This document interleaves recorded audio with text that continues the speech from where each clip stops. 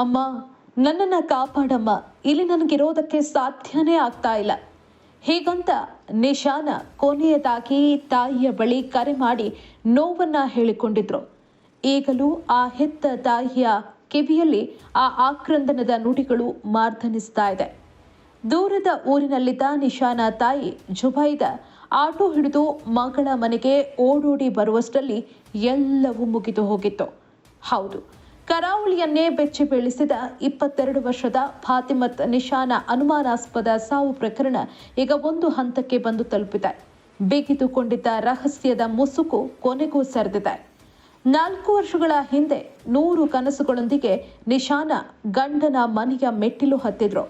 ಆದರೆ ಮುಂದೆ ನಾನಿಂಥದ್ದೊಂದು ನರಕ ಯಾತನೆ ಅನುಭವಿಸಬೇಕು ಅನ್ನೋ ಸಣ್ಣದೊಂದು ಕಲ್ಪನೆ ಆಕೆಗೆ ಆಗ ಆಗಿರಲಿಲ್ಲ. ಈ 2.5 ವರ್ಷದ ಮುದ್ದಾದ ಮಗುವಿದ್ರೂ ಗಂಡನ ಮನೆಯವರ ರಾಕ್ಷಸಿ ಪ್ರವೃತ್ತಿ ಮಾತ್ರ ನಿಲ್ಲಲೇ ಇಲ್ಲ. ಮಾನಸಿಕ ದೈಹಿಕ ಕಿರುಕುಳ ಮಿತಿ ದಾಟಿದಾಗಲೇ ಆಕೆ ತಾಯಿಗೆ ಕರೆ ಮಾಡಿ ಹೇಳಿತು.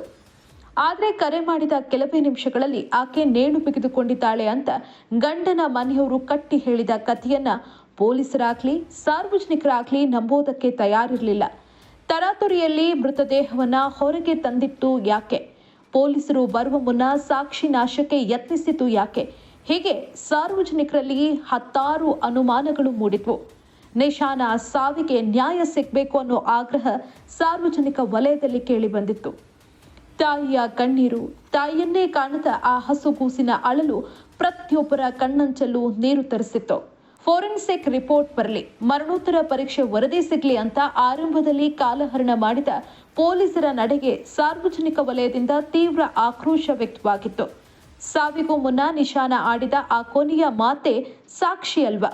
ಆರೋಪಿಗಳನ್ನ ಯಾಕೆ ಬಂಧಿಸ್ತಿಲ್ಲ ಅನ್ನೋ ಪ್ರಶ್ನೆ ಮುಗಿಲು ಮುಟ್ಟಿತ್ತು. ಕೊನೆಗೂ ಜನಾಕ್ರೋಶಕ್ಕೆ ಆ ತಾಯಿಯ ಕಣ್ಣೀರಿಗೆ ಸುಳ್ಯ ಪೊಲೀಸರು ಶರಣಾಗಿದ್ದಾರೆ. ಆ ಕದೀಮರಿಗೆ ಈಗ ಅಸಲಿ ನರಕ ದರ್ಶನ ಶುರುವಾಗಿದೆ. ಹೌದು, ಇಂದು ಸುಳ್ಯ ಪೊಲೀಸರು ಪ್ರಕರಣದ ಪ್ರಮುಖ ಆರೋಪಿಗಳಾದ ಮಾವ ಸಿಪಿ ಅಳವಿ, ಅತ್ತೆ ಆಯಿಷಾ ಹಾಗೂ ನಾದಿನಿ ಫಸೀಲಾ ಅವರನ್ನ ಬಂಧಿಸಿದ್ದಾರೆ.